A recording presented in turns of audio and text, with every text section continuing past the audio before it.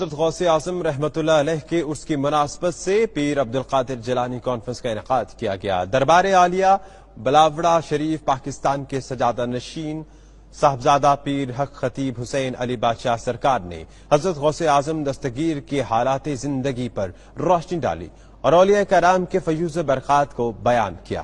عابد کاظمی کی رپورٹ۔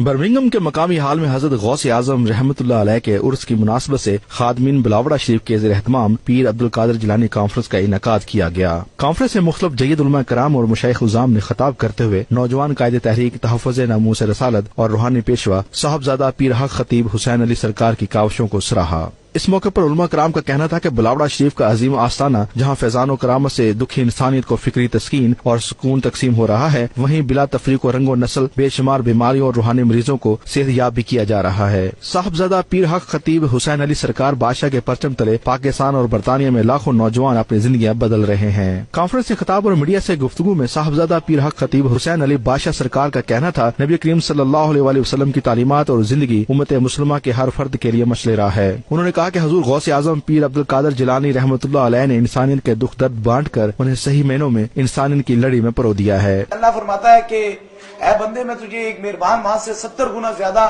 محبت کرتا ہوں۔ زندگی کے دو ہی مشن ہیں، ایک تو حضور کی محبت میں میلاد بنانا اور دوسرا خوف خدا میں، اللہ کے خوف میں مخلوق خدا کی خدمت کرنا، امت کو جوڑنا، آپس میں محبت اور پیار کی باتیں کرنا، کیونکہ دین مکمل طور پر پیار اور محبت ہے۔ سورہ غوث پاک کی والدہ مائدہ نے فرمایا تھا کہ میرے بیٹے آپ کو کامیابی کا راز یہی ہے کہ آپ سچ بولے۔ روحانی محفل نماز فجر تک جاری رہی، جس میں برطانیہ بھر سے خواتین و حضرات نے کثیر تعداد میں شرکت کی۔ عابد کاظمی، 92 نیوز، برمنگھم۔